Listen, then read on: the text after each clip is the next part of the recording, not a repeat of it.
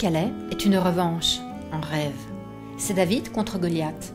C'est une entreprise héroïque, l'éternelle entreprise qu'on ne peut pas définir comme étant populaire ou intellectuelle, féminine ou masculine, parce qu'elle est l'entreprise de l'existence, l'entreprise avec un E majuscule qui concerne tous et pour toujours.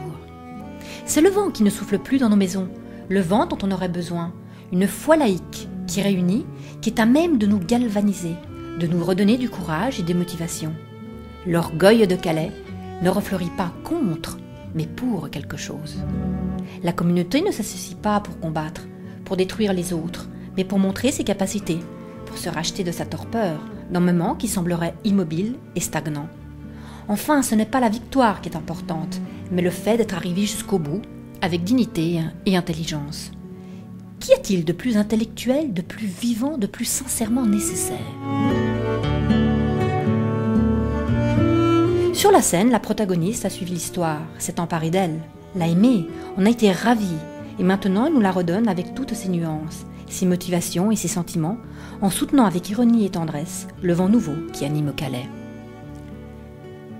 C'est en Homère moderne, le conteur d'histoire, capable de rendre vivants tous ses personnages. L'épopée dans le lieu devient la métaphore de notre destin, rien de plus théâtral et universel. Mais le spectacle est aussi amusant, et cela ne gâche pas du tout le plaisir du jeu, bien au contraire.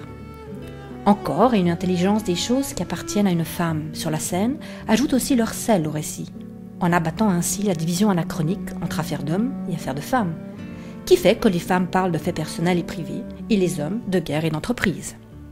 Voilà qui est aussi, et finalement en vent nouveau. Une femme habillée en smoking, accompagnée par un petit orchestre d'archets et de cordes, tous très unis et très assurés, sur scène comme dans une boîte lumineuse.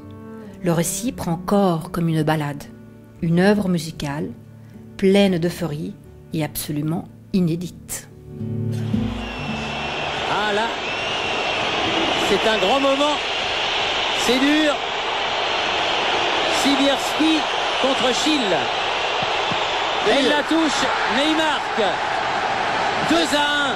90e minute. Nantes à la 90e minute. Le Football Club de Nantes prend l'avantage.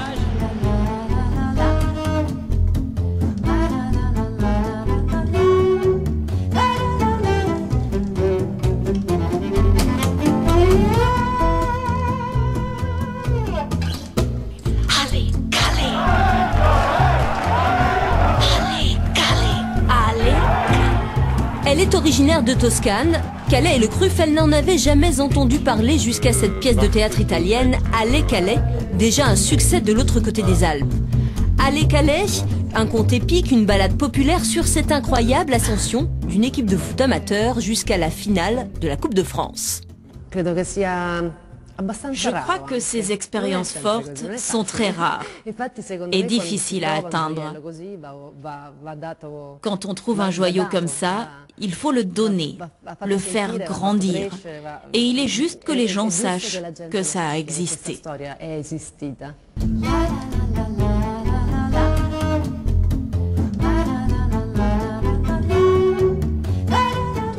C'est pas une petite histoire, mais c'est une histoire dans laquelle tout le monde, toutes les personnes peuvent retrouver l'espérance.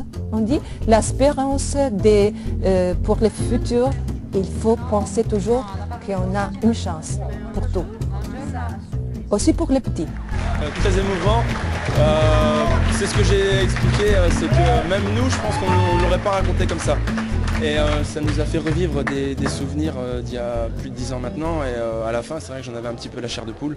Ouais, c'est surprenant et puis c'est vraiment très particulier parce que les articles ou les épopées, ce qu'on a pu voir sur notre épopée, c'est dans la presse, à la télé, et là au théâtre, raconté par une Italienne, c'est vrai que ça fait bizarre, c'est sympathique, c'est très bien fait, c'est très bien raconté, c'est émouvant à la fin, donc c'est vraiment surprenant et c'était bien de venir voir ce que ça donnait.